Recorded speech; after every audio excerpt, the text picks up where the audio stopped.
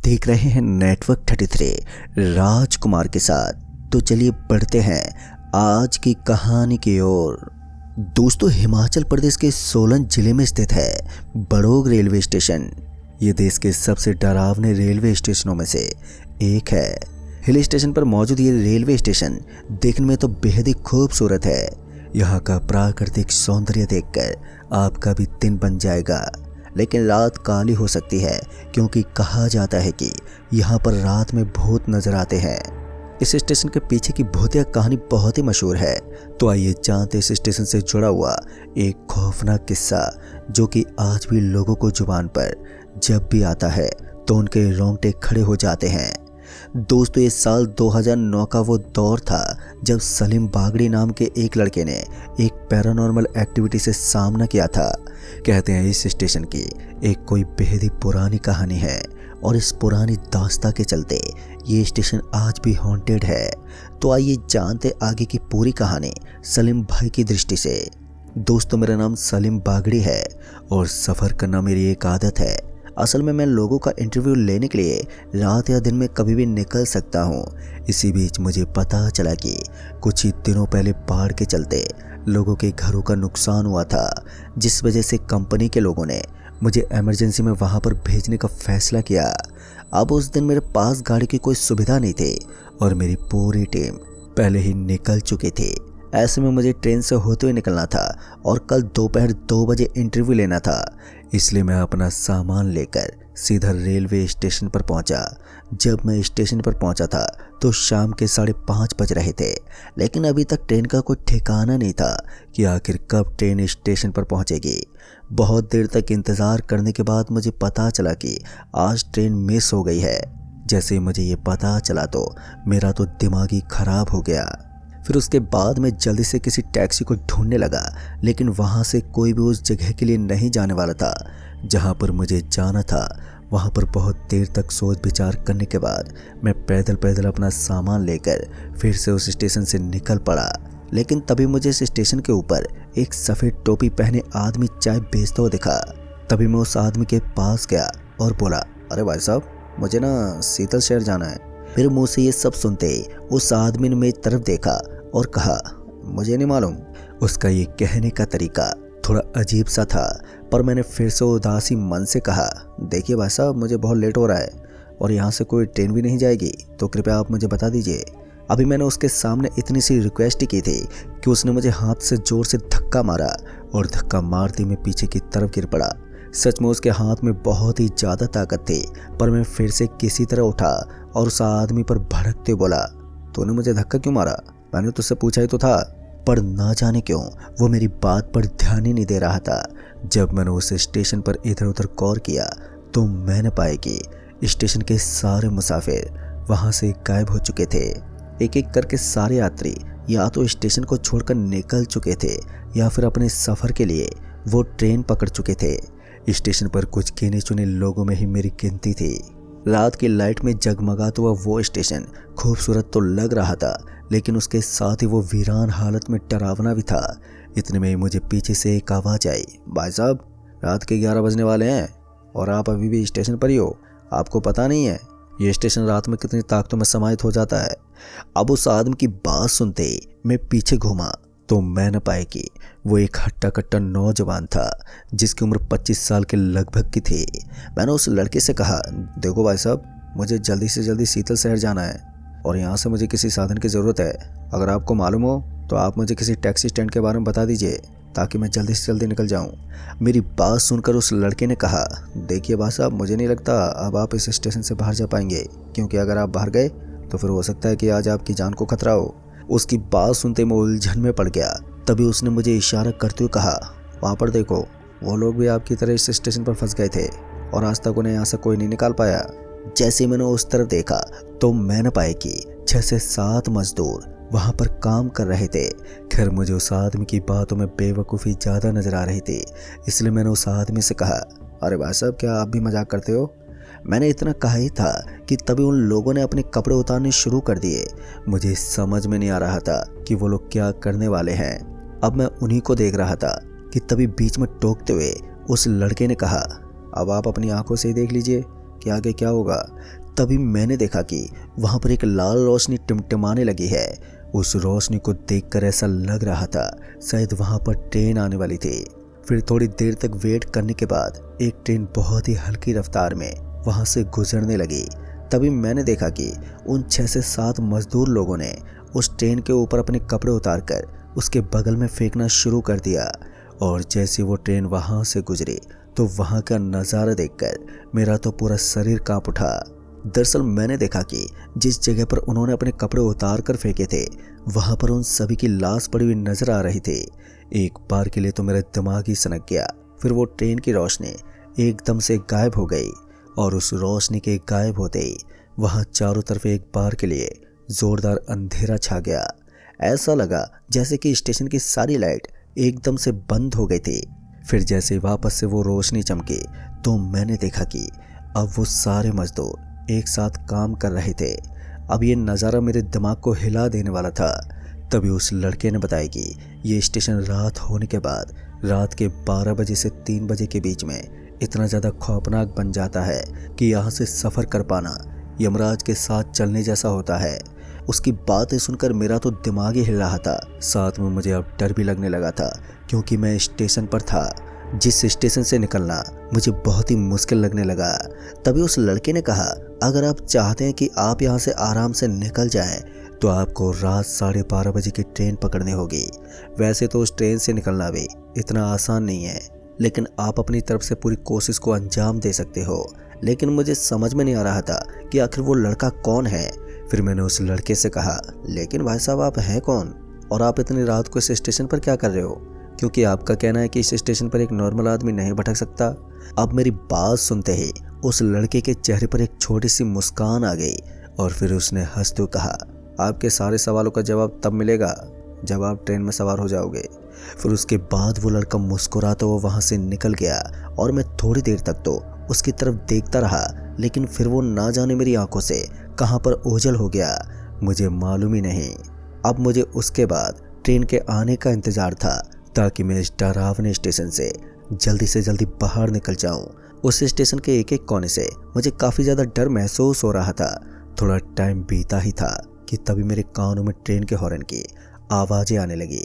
मेरे हाथ में मेरा सामान भी था, इसलिए मैं जल्दी से जल्दी उस ट्रेन के अंदर सवार होना चाहता था, लेकिन जैसा मैंने सोचा था हुआ बिल्कुल उसका उल्टा। मुझे लगा था कि ट्रेन एकदम यात्रियों से भरी हुई होगी, लेकिन जब ट्रेन मेरे पास पहुंची तो मैं हैरान हो गया। तो मैंने देखा कि ट्रेन के अंदर बस गिने चुने कुछ यात्री ही नजर आ रहे थे, बाकी की पूरी ट्रेन ऐसे ही खाली दिख रही थी।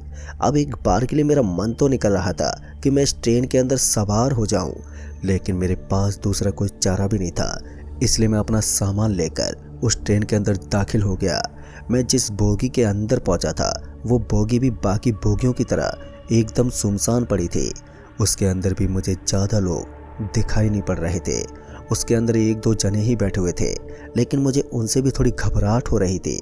फिर मैं किसी तरह खाली पड़ी सीट के ऊपर जाकर बैठ गया और ट्रेन जिस तरफ चल रही थी वहाँ के आजू बाजू का दृश्य मैं देखने लगा। फिर लगभग 10 मिनट तक ट्रेन रफ्तार से चलती रही। फिर उसके बाद ट्रेन की रफ्तार एकदम से धीमी पड़ गई। शायद ट्रेन किसी रेलवे स्टेशन पर रुकने वाली थी। अब मैं भी सीट पर बैठे बैठे बोर हो गया था। तभी मैं अपनी सीट से उठा और फिर सीधा दरवाजे पर पहुंच गया।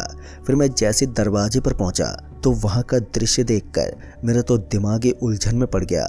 दरअसल मैंने देखा कि ट्रेन एक खदान के बगल में रुकी हुई थी। वो खदान दिखने में बहुत ही गहरी थी। तभी मुझे ऐसा लगा कि पीछे से किसी ने मुझे पकड़ा हो। मुझे लगा कि शायद वो मुझे आगे धक्का देने वाला है, इसलिए मैंने जानबूझकर अपने आप को पीछे की तरफ धकेल दिया। फिर मैं जैसे पीछे जाकर गिरा तो मैंने देखा कि ये वही लड़का था जो मुझे स्टेशन के ऊपर मिला था। और उस लड़के को अपने सामने देखकर मेरी आंखें काफ़ी बड़ी बड़ी हो गईं। फिर मैंने उस लड़के से कहा, तुम इस बोगी के अंदर कैसे पहुंचे? मेरी बात सुनते उसने हंसते हुए कहा, थोड़ी देर के बाद तुम सारे राज को जान जाओगे और समझ जाओगे कि तुम किस मुसीबत में पड़े हो। अब उसकी बात सुनकर मुझे डर भी लग रहा था और साथ ही मेरे अंदर बेचैनी भी बढ़ती जा रही थी। मुझे समझ में नहीं आ रहा था कि आखिर मैं किस ट्रेन में चढ़ गया हूँ और उस स्टेशन पर वो किस तरह का नज़ारा था। तभी मैंने देखा कि अब ट्रेन ने धीरे धीरे फिर से चलना शुरू कर दिया था। बगल में जो खदान बनी हुई थी उस खदान के अंदर मुझे कुछ लोग घूमते फिरते नजर आ रहे थे जो उस ट्रेन को ही देख रहे थे। फिर उस लड़के ने कहा, अरे भाई साहब बाहर झांक कर मत देखिए वरना कोई भूत दिख जाएगा। अभी उसने इतना ही कहा था कि तभी मैंने देखा कि उस बोगी के अंदर उस ट्रेन का टीटी पहुंच गया।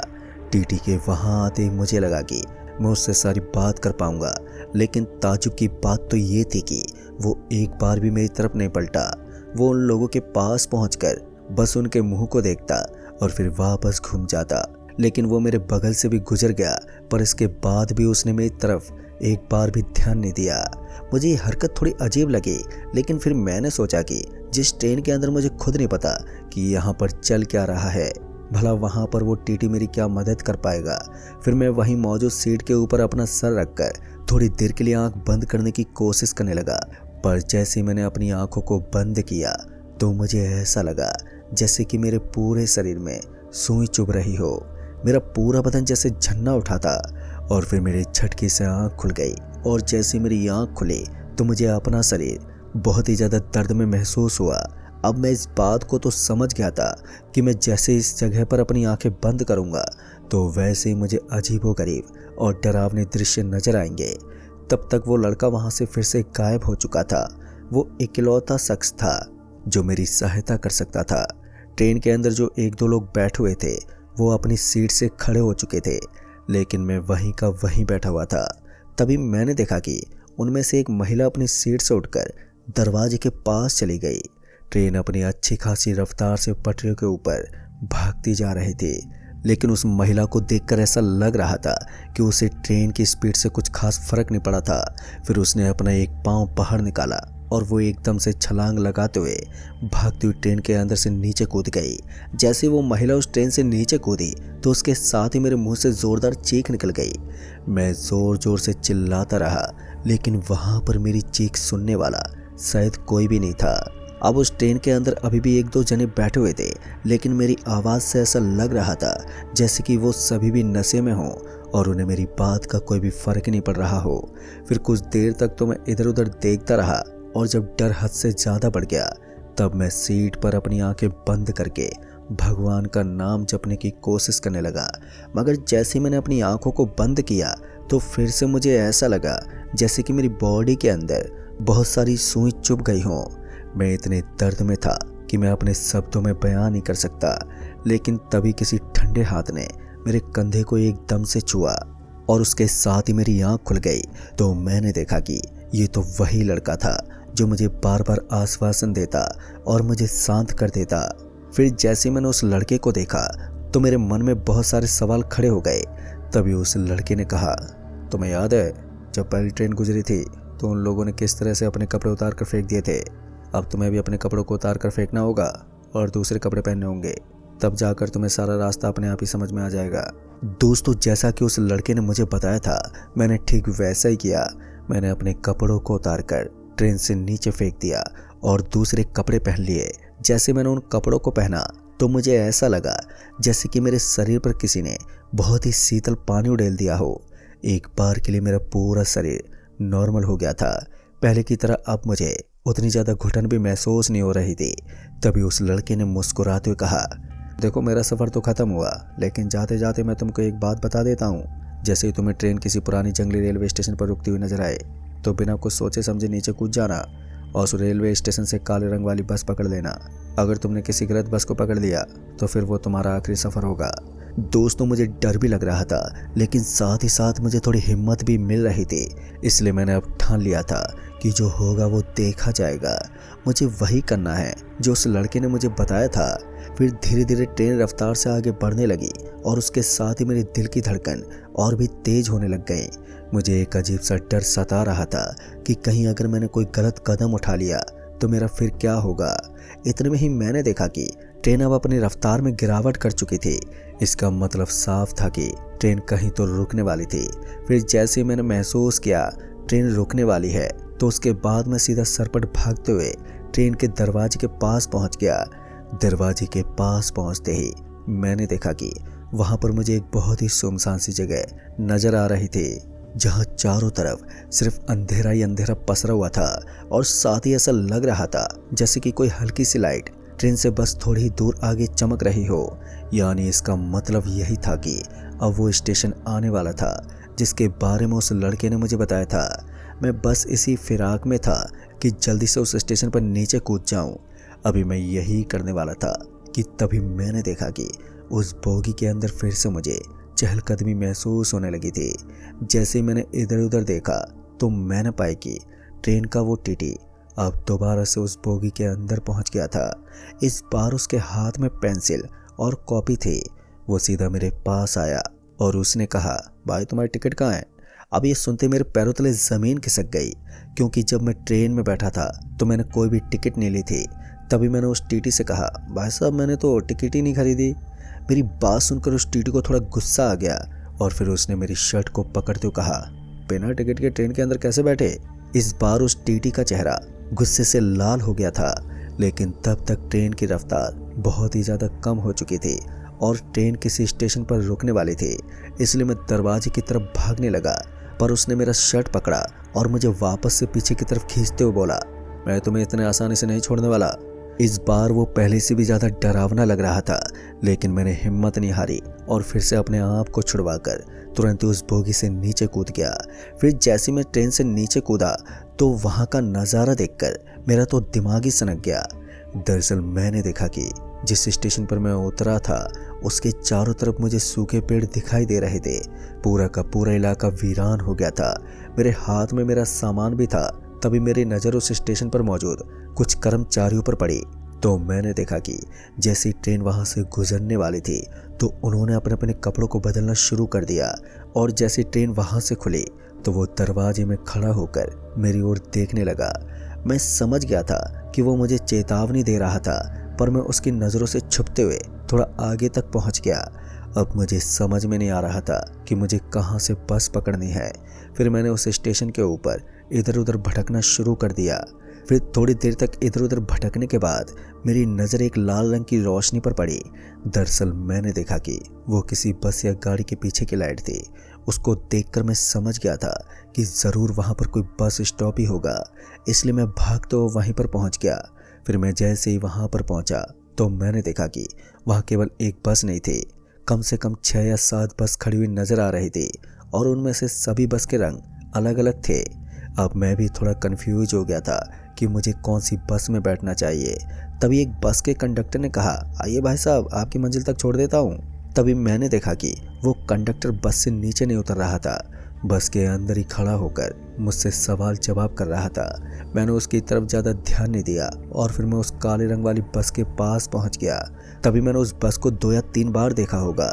फिर मैं जैसे उस बस के अंदर दाखिल होने वाला था तो पीछे वाली बस के ड्राइवर ने कहा, लगता है अपनी मौत की तरफ बढ़ रहा है।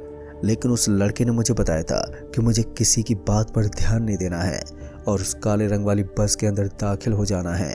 फिर मैं बिना कुछ सोचे समझे उस बस के अंदर पहुंच गया और जैसे मैं उस बस में पहुंचा तो मैंने देखा कि मेरे अलावा उस बस के अंदर बहुत सारे मुसाफिर बैठे हुए थे जो अपने सफ़र को अंजाम दे रहे थे, पर उनमें से किसी ने भी मेरी तरफ ध्यान नहीं दिया।